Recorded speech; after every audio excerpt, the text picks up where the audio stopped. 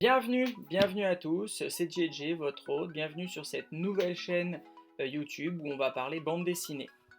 Faire un monde de BD. Et bien avant tout un monde de BD, c'est pour partager ma passion des bandes dessinées.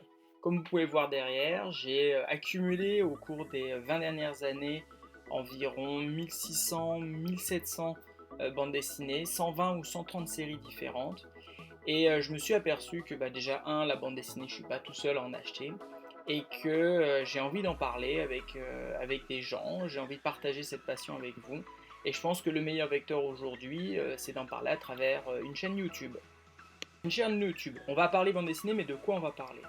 Je vais essayer à travers cette chaîne YouTube de parler des séries que moi je possède.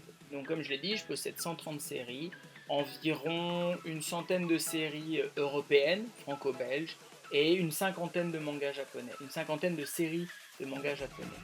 Et ce que je vais essayer de faire à travers cette chaîne YouTube, c'est de me concentrer à chaque épisode, à chaque chapitre de cette aventure YouTube sur un volume particulier, une série particulière. Alors ça sera soit une série complète, ou ça sera le dernier volume, le plus récent, qui sera sorti qui sera d'actualité, qui sera sorti sur une des séries que je fais. Alors de quoi on va parler précisément? Alors je trouve que ce qui manque sur les reviews de bande dessinée, particulièrement sur le format YouTube, c'est certains aspects de la bande dessinée qu'on n'aborde pas toujours, surtout quand on va dans un libraire. Aujourd'hui, quand on a environ 5000 titres qui sortent par an, donc les derniers, je crois que l'année dernière, ça va être presque 6000 titres qui sortent, donc ça s'est stabilisé sur les dernières années, mais ça fait beaucoup. Et quand on va acheter des bandes dessinées, ça fait, il faut le reconnaître, des fois un peu peur de rentrer dans un libraire et de voir toutes ces vagues de volumes qui sortent en permanence, et c'est dur des fois aussi de trouver les premiers volumes d'une série. Alors on a des blockbusters comme Astérix, L'Enfeust, etc., où on a la plupart du temps tous les volumes de disponibles dans le libraire, mais des fois c'est pas le cas. Et quand on veut acheter une bande dessinée, on ne sait pas toujours dans quoi on va des fois mettre le doigt dedans.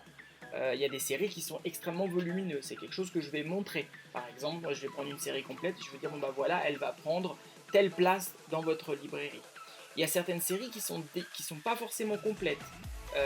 On n'est pas obligé, je veux dire, dans ce sens-là, d'acheter toute la série. Il y a des cycles. Par exemple, il y a une bande dessinée comme Aqua Blue, donc je vais faire la review assez rapidement, où il y a plusieurs cycles. Il y a un premier cycle, après il y a des typiques, etc., etc.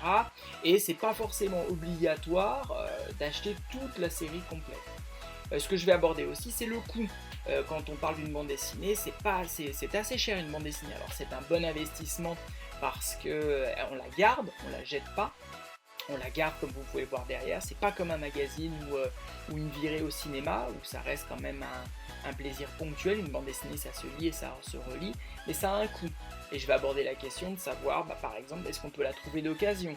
Combien ça coûte de faire la série complète? Combien coûte chacun des volumes? Est-ce qu'il y a plusieurs éditions? Parce que on est à la merci des éditeurs et il faut savoir que malheureusement, il y a des fois des rééditions où les tranches des bandes dessinées vont changer. Et voilà. Évidemment, on va parler aussi de la bande dessinée en lui-même. Qu'est-ce qu'elle aborde comme sujet? On va parler des auteurs, le dessinateur, le mec qui a fait les textes, éventuellement celui qui a fait les couleurs. Je vais donner un descriptif de l'histoire, les thématiques qui sont abordées dans la bande dessinée. Est-ce que c'est une bande dessinée de science-fiction, une bande dessinée d'aventure? À quel public elle s'attaque? Parce qu'il y a des bandes dessinées qui ne sont pas faites pour tous les publics. Que ce soit des bandes dessinées européennes ou asiatiques, il y a des bandes dessinées où clairement, quand tu fermes la BD, tu dis waouh, waouh, waouh, mon fils il peut pas lire ça tout de suite. Ou c'est pas une BD qu'on va mettre dans toutes les mains tout de suite, elles ont besoin d'une certaine maturité. Donc c'est évidemment des choses que je vais aborder pour vous donner un point de vue ou vous donner envie éventuellement d'acheter cette bande dessinée. Et pour finir, quand je vais essayer de faire des vidéos de 5 à 8 minutes environ par bande dessinée, je vais aborder aussi des aspects à côté de la bande dessinée. Est-ce qu'il y a eu des adaptations, séries télévisées, au cinéma, dessins animés? Est-ce qu'il y a du merchandising? Parce que dans une bibliothèque, comme vous pouvez voir derrière, c'est très joli des fois d'avoir des bustes ou d'avoir des figurines numérotées. C'est tout un business qui s'est développé autour de la bande dessinée. Et puis ensuite, sur chaque bande dessinée, je vais choisir un dessin. Ça peut être une pochette, ça peut être une planche, ça peut être un poster, ça peut être quelque chose qui va pour moi traduire le plus l'esprit de cette bande dessinée. Et ça sera un choix évidemment qui est complètement personnel. Et à la fin, je vous donnerai mon point de vue. Alors, c'est pas une note 0 à 20, ça va plutôt être un gradient, on va dire, entre une BD où on peut s'en passer, clairement, et une BD où on est dans le cadre du chef-d'œuvre, où en tant que collectionneur de bande dessinée, il faut l'avoir. Évidemment, tout est de mon point de vue, parce que je vais aborder principalement les bandes dessinées que je possède, mais je vais partir d'une note qui sera bien mais sans plus, où on peut s'en passer, ou à une note vraiment où là, si vous ne l'avez pas ou vous ne l'avez pas lu, c'est qu'il vous manque quelque chose. Donc voilà, j'espère que vous allez aimer ces vidéos-là. Je vais essayer de faire des trucs assez dynamiques, assez cool. Et puis on va commencer rapidement avec la première bande dessinée que j'ai achetée ou qu'on m'a offert, principalement offert parce que je devais avoir 12 ans, qui est un monstre de la bande dessinée asiatique, qui est un pilier de la science-fiction moderne, qui encore aujourd'hui est adapté sous différentes formes et qui influence encore aujourd'hui même Hollywood et beaucoup d'œuvres de science-fiction. Et je vais parler d'Akira. Ok, donc rendez-vous pour le chapitre 1, Akira.